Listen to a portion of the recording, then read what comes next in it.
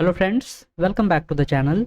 आज के इस वीडियो में कोई शेयर के बारे में बात नहीं करेंगे। आज एक ऐसे टॉपिक के बारे में बात करने वाला हूं जो अगर आप ट्रेडर हैं या फिर शेयर मार्केट से इन्वॉल्वमेंट रखते हैं तो उसके बारे में आज बताऊंगा कि कैसे आपको डेली लाइफ में आपको प्रॉब्लम हो रही होगी, एंजाइटी हो रही होगी, डिप्रेशन हो रहा होगा, स्ट्रेस हो रहा होगा। और क्योंकि डेली बेसिस पे आपको लॉसेस लॉसेस और बहुत ज़्यादा इसमें आपको क्विक डिसीजन लेना पड़ रहा होगा। क्विक डिसीजन लेने की वजह से आपको स्ट्रेस हो रहा होगा। तो उस टॉपिक पे आज बात करेंगे। तो थोड़ा वीडियो लंबा होगा, आप पूरा वीडियो को देखिएगा तभी आपको बेनिफिट इसका मिलेगा।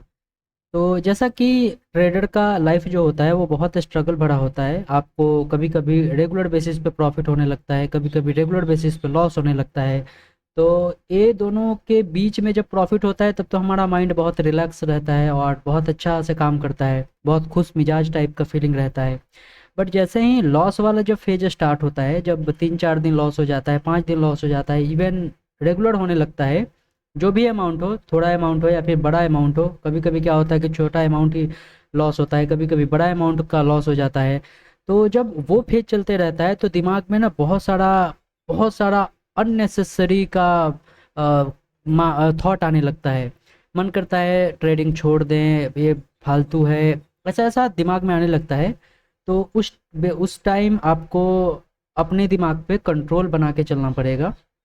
और जो सिस्टम आपने बनाया है ट्रेडिंग के लिए, उस सिस्टम को फॉलो करना होगा।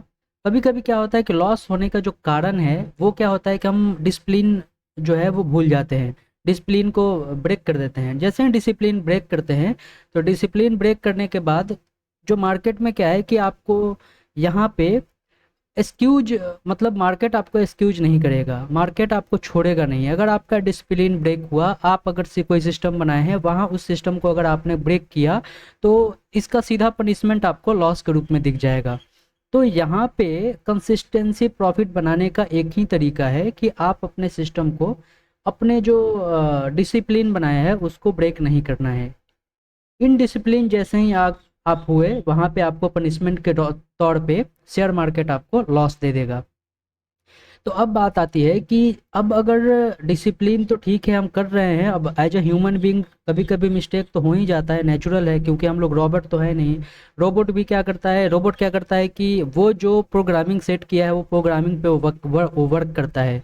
But as a intraday trader या एज अ ऑप्शन ट्रेडिंग में जब जब हम काम करते हैं एज अ ह्यूमन बीइंग, तो बहुत सारे इमोशनल थॉट वहाँ पे आते हैं। जब प्रॉफिट होने लगता है तो दिल हमारा खुश हो जाता है, जब लॉस होने लगता है तो वहाँ पे हमारा जो दिमाग है वो अलग दिमाग कहीं कहीं लेके जाने लगता है।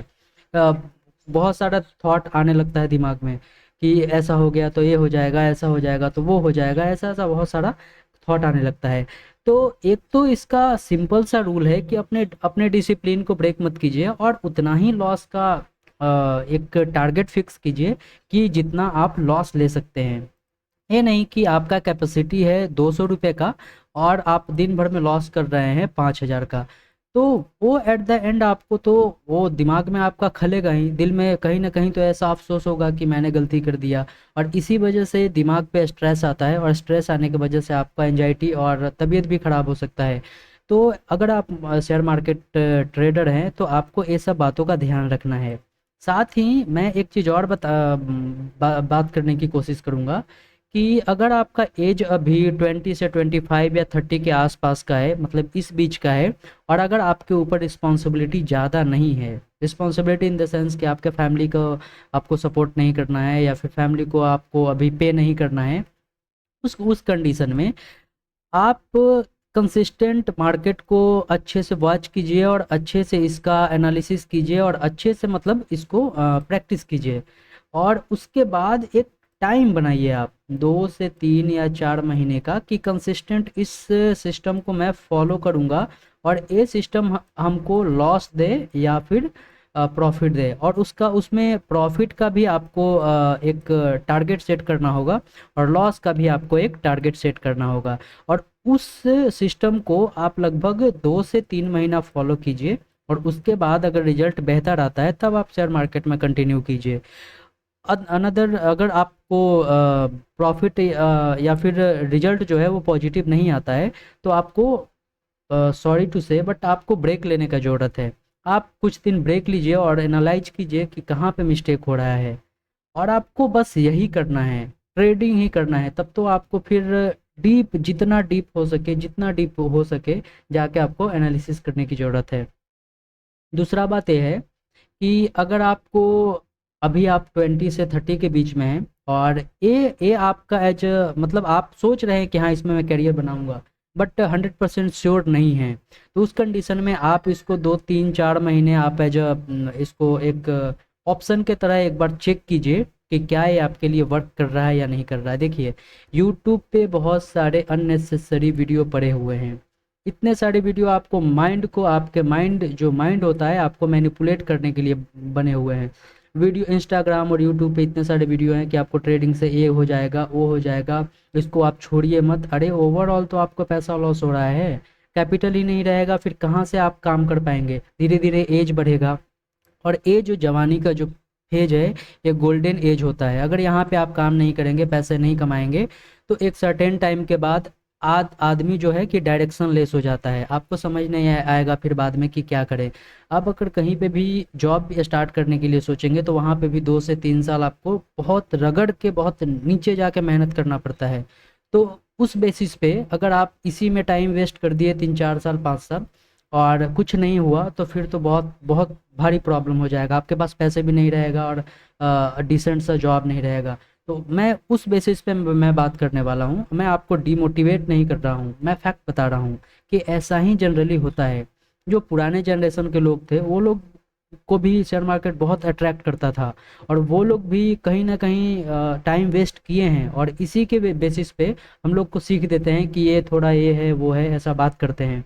कहीं ना कहीं तो वो फैक्चुअल सही भी है, बट इसी बेसिस पे हम लोग नए जनरेशन के लोग हैं, और हम लोग को क्या है कि उस टाइम में ऐसे अवेलेबल नहीं था मोबाइल पे शेयर मार्केट। वो कहीं से दूर से न्यूज़पेपर में आता था, या फिर और कहीं से वो सोर्स के थ्रू न्यूज आता था, इन्फॉर्मेशन आता था।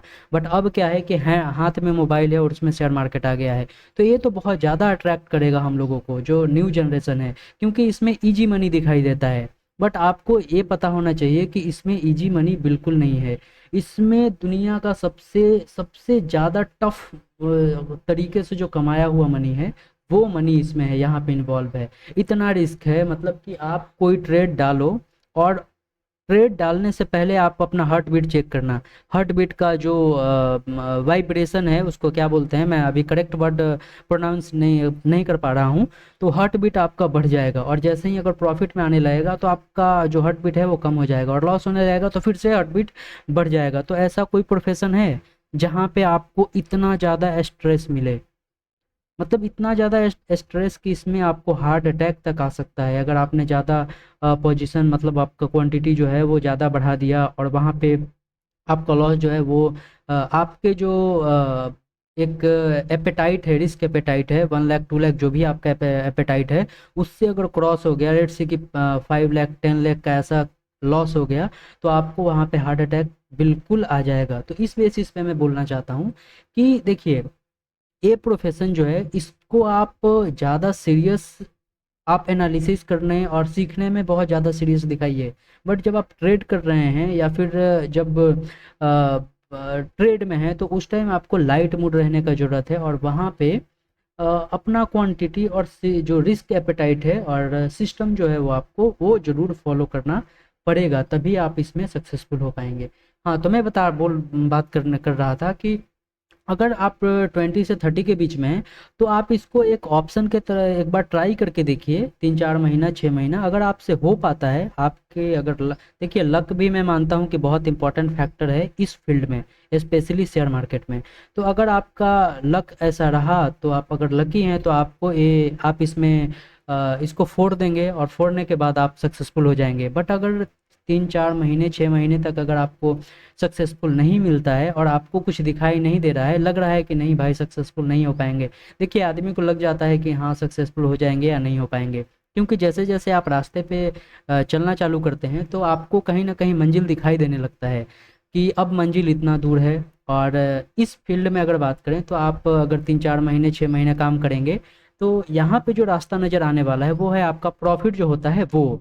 तो यहाँ पे अगर आप प्रॉफिटेबल हैं, धीरे धीरे करके प्रॉफिटेबल होते जा रहे हैं, तो यहाँ पे आपको अंदर से फीलिंग आने लगेगा कि हाँ इसमें कुछ टाइम के बाद मैं अच्छा कर लूँगा। यहाँ पे सक्सेस होने का सिंपल सा एक ही बात है बस, अगर आपने सिस्टम को क्रैक कर लिया, कोई भी सिस्टम को क्रैक कर लिया, अगर स्मॉल क्वांटिटी से आप प्रॉफिट हो रहे हैं तो कुछ नहीं करना है। यहाँ पे ज़्यादा प्रॉफिट बढ़ाने के लिए सिर्फ क्वांटिटी बढ़ाना है और बात ख़त्म। जो आप सिस्टम पुराने स्मॉल क्वांटिटी में फॉलो कर रहे थे वो सेम क्वांटिटी जो सिस्टम है वो अब ज़्यादा क्वांटिटी में आपको करना है, और वही सिस्टम को फॉलो करके ज़्यादा प्रॉफिटेबल और ज़्यादा पैसे अर्न करना है, बस यही है। तो देखिए अगर 20 से 30 के बीच में है तो इसको एक बार ट्राई कीजिए। अगर नहीं क्रैक होता है तो बहुत सारे कैरियर ऑप्शन है, उसको भी आप एक बार चेक कीजिए। जैसे डेटा साइंस है, अभी ई कॉमर्स बिजनेस बहुत चल रहा है, और भी छोटे मोटे बिजनेस हैं, उसको एक बार ट्राई करने का कोशिश कीजिए, वो एक्सप्लोर करने का कोशिश कीजिए, नए नए स्किल सीखिए।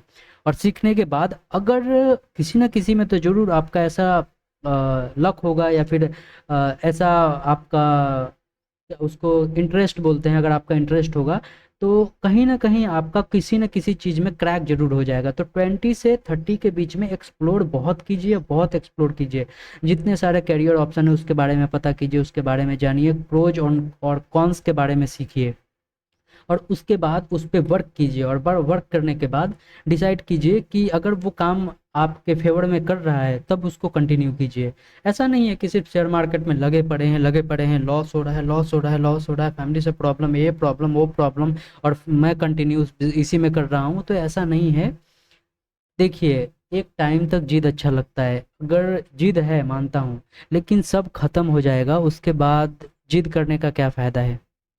जिद करना सही है, बट अगर जिद उसी उसी चीज़ में करना चाहिए जिसमें आपको, जैसे रास्ता हम चल रहे हैं, अब जैसे कि 10 किलोमीटर का रास्ता है और 1 किलोमीटर मैंने स्टार्ट किया है अभी, तो ठीक है कांटे हैं, बहुत सारे चुभन है, वो सब मैं समझ रहा हूँ कि बहुत ज़्यादा स्ट्रेस है, मतलब रो कहीं पे पत्थर पड़ा हुआ है, उस रास्ते में कहीं पत्थर पड़ा हुआ है, कहीं और प्रॉब्लम है, कहीं और प्रॉब्लम है, बट कहीं ना कहीं एक अंदर से हिम्मत, एनर्जी, एनर्जी तो रहना चाहिए। जैसे आप कहीं पे पत्थर है, कहीं कहीं पे कांटे हैं, तो उसको हटाने के लिए हमारे पास हिम्मत रहना चाहिए, ताकत रहना चाहिए। कहीं पे पत्थर है, उसको हटाने के, उस रास्ते में पत्थर पड़ा है तो उसको हटाने के लिए हमारे पास ताकत रहना चाहिए। तो जब उस रास्ते पे हम चल रहे हैं तो ताकत का ज़रूरत पड़ रहा है। तो इस फील्ड में, शेयर मार्केट के फील्ड में, अगर आप इस रास्ते पे चल रहे हैं तो यहाँ पे ताकत आपका क्या है, आपका कैपिटल, आपका पैसा। अगर आपका वही ताकत आपके पास अगर नहीं है, प्रॉफिट नहीं हो रहा है, तो आपको फिर कोई सेंस नहीं बनता है, आप उस मंजिल को पूरा कर ही नहीं सकते हैं, कितना भी आप जिद्दी बन जाएं। आप आज 1000, 1 लाख, 2 लाख जितना भी लेके आए हैं, और एक बार अगर कैपिटल ख़त्म हो गया तो फिर आप कहीं से अरेंज करेंगे। और मतलब कितना बार आप अरेंज करेंगे, टारगेट तो डिसाइड करेंगे कि अगर मेरा कैपिटल पूरा वाइप आउट हो जाता है 1 बार, 2 बार या 3 बार, उसके बाद मैं इसको पूरी तरीके से क्लोज कर दूंगा।